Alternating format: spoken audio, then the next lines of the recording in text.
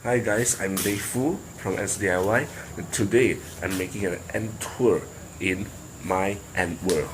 Welcome to Genesis. This is Eden, the vivarium where I put my polyrachis and also my Campanulus elbow sparsus.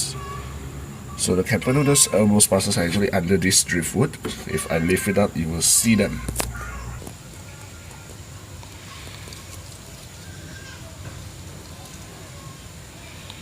Look at those broods.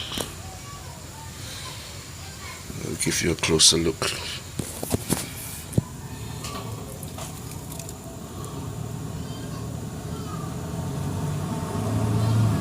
That's a lot of broods.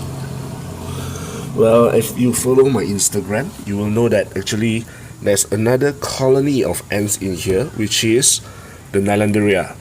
I call them the remnants.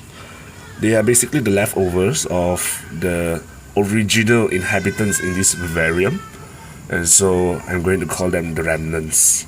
And as for these elbow sparsus, because they were nocturnal animal, I'm going to call them the nocturne.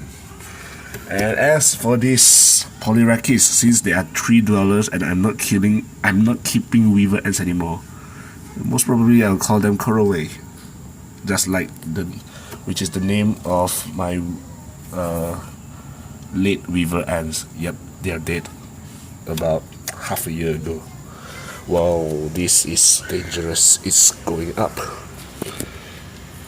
Well, I'll be away from town for about a week, and so I'm actually doing a maintenance now, feeding them as much as I could, and hopefully everything went smooth and no ants escape. I'm going to feed them a lot. Next to Eden is this, my Crematogaster. Well, it's not very easy to see them nowadays. They somehow move their nest from this. Well, there are still ants in there actually. If I blow, yes, they'll go crazy. Yep, that's their nest, alright. As they actually sometimes move down here as well. I think they are still down here somewhere, yeah, in the dark, but can't really see them because it's dark. Right. I'm going to feed this to vivarium later because now I'm actually feeding my Api Solenopsis geminata. So let's get inside. It is very unbelievable that how fast they can kill the dubia roach and also the superworms. Since I mentioned earlier that I'll be leaving for a week, I actually feed them 10 superworms and 2 dubia roach. Hopefully they will get their nourishment in this about a week time. And you can see they are growing a lot, very big. I give them this formicarium, but they don't seem to want to move their broods in. They only move their workers in, some of the workers, and also dead bodies here.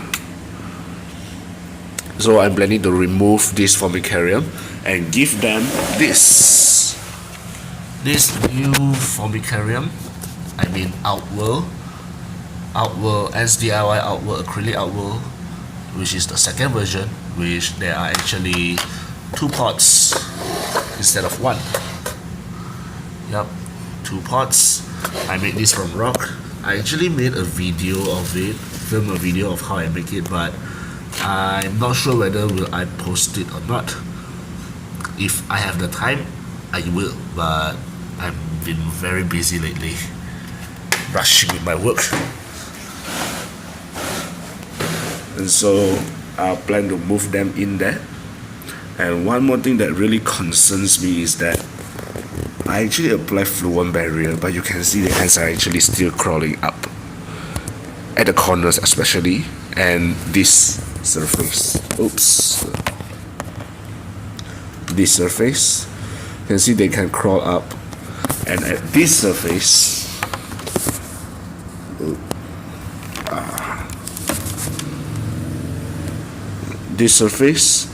they actually stack the broods here just now.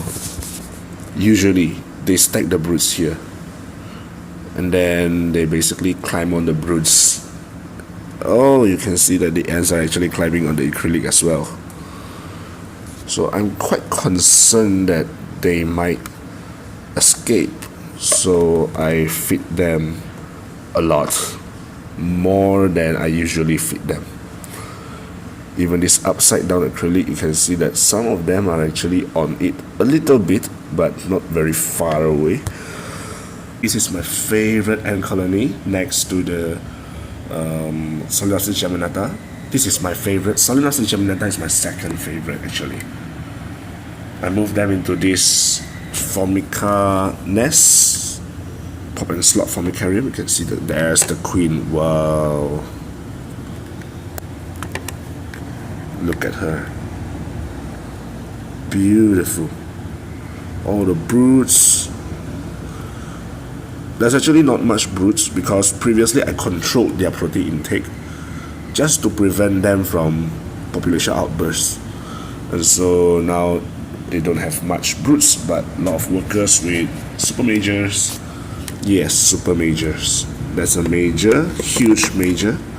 And let me find where's the super major. Oh, here it is. Here she is. Beautiful, isn't it? Alright, it's time to feed them.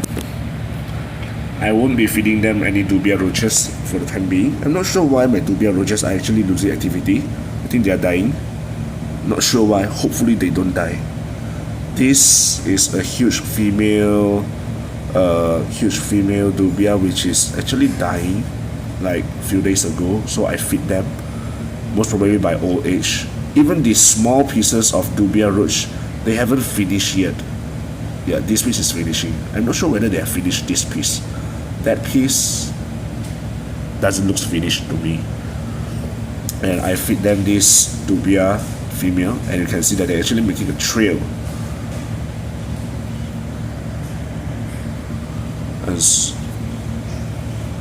And so, yep, I'm going to feed them now with this Turkistan roach. My Turkistan roach is growing very big now, so I'm gonna feed with them more often.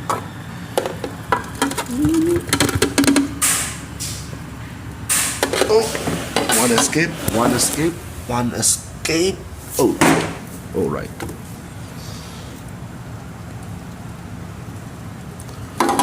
Here's some leftovers. All right, done. Yep, and then they will start hunting. They will start running around, and then the ants will start killing the Turks one by one. And it will take a very long time, most probably 24 hours. So I'm gonna leave them here. Next, I'm going to show you this Campanodus orivantris.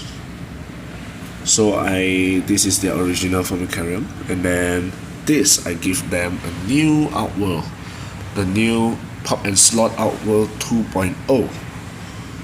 Very beautiful. Solanaceae geminata or maybe Carabera diversa, they will be able to climb up because of the corners, and so I only use this for my Campanodus orivantris baby powder, and they eat a lot, and I'm going to feed them too. Look at them. Whoa, they are filling up the nest finally. Alright, now usually feeding these Campanodus species, I will pre-kill for them because it's not that they couldn't kill it by themselves, but I fear that the prey insects will actually, the feeder will actually harm them, because look at these turks, they're so big and they move so fast. And campernoidals usually move quite slow. So usually I will pre-kill for them. I did try feeding them live insects before, to Turkestan roach, small Turkestan roach, like of this size. Yep, this size on the tweezer. So I'm going to. Oh, it's running away.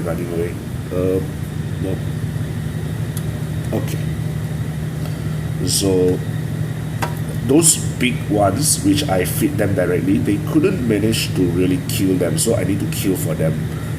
And so now I'm killing the big ones for them, and then I'm going to feed the small one to them directly and let them hunt for themselves.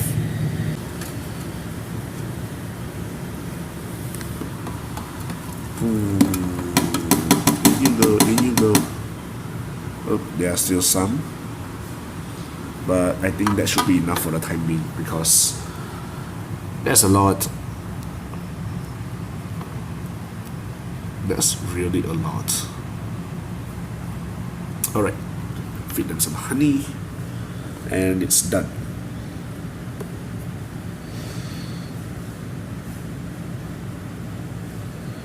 I DIY this water tower myself, and so actually it's very easy to make. If you want, you can, if you want it, if there are a lot of people requesting it, I'll make a video of it. How do I make this DIY water tower?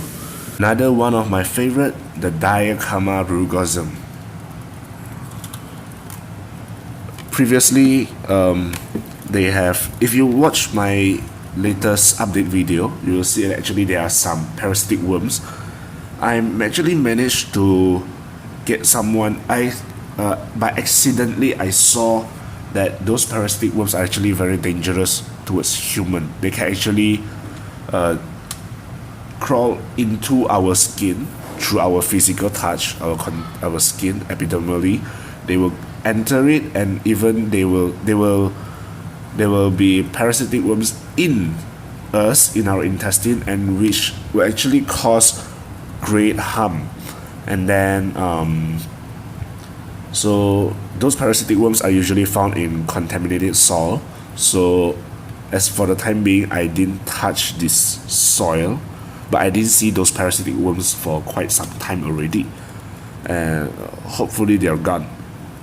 And then another issue is that this colony has been producing a lot of drones for quite some time, but lately I don't see any drones anymore, because they actually introduced some wild drones into this colony, and most probably the broods which the new queen became drones. That's why during that period before I introduced the new drones, those unfertilized broods became drones. And as for now, there are actually a lot of larvae and pupa, but I don't see any drones. So most probably the queen is already mated and produced a lot of larvae and pupa.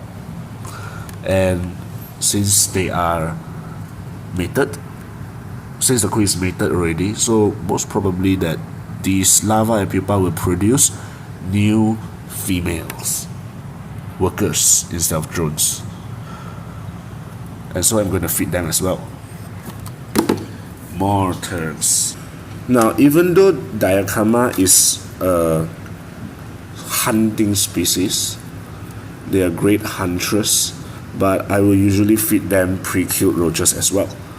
The reason is because these roaches are too fast for them, so I will pre-kill for them and then let them bring it back. Unless it's mealworm, then they can hunt it for themselves. But because I'm not keeping any mealworm, and for the time being, only superworm is too big for them, and so I will just feed them pre-killed turks. 5 is usually more than enough. I usually feed 4, and they couldn't even finish it, and so I'm going to give them, since I'm not around for a week, I'll give them 6. Okay, if you are in such a condition, such a situation, all the ants are out from the test tube setup. Let me focus it. Out from the test tube setup, all over the tweezers. What do? No need to panic. They'll eventually go back to the test tube. So just have to put them there, let them move in. Need to be patient.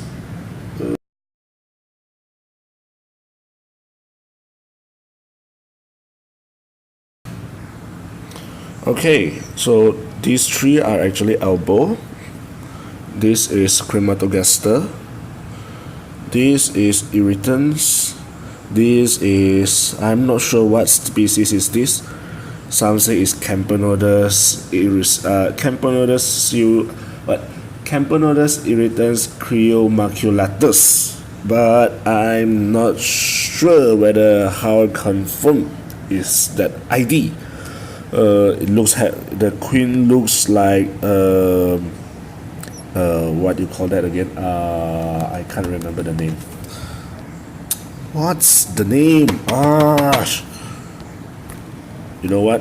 Fine. Skip. Just go to the next one. This is a 2 queen Fidole parva colony.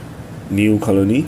Actually there are 4 queens, but down to 2 now. Okay, so now I'm going to feed this chromatogaster colony. I'm gonna just remove these pieces and fertilizers. I'll just leave one more. Oh, fine. I should have looked here instead of the phone. Alright, I'll just give one more. Done. Oh, that's the spider, the jumping spider. You can see that? Can you see that? Oh. Yeah, there it is, the jumping spider. Very beautiful jumping spider. As for the honey, I'll just drop it on this plant. Done. Since they're not much of a honey lover, I just give them a single drop for a week, and that will be too much for them. Next, the vivarium. I'll give them the honey first. Which leaf should I put the honey on? Or I just put it here. Don't drip off.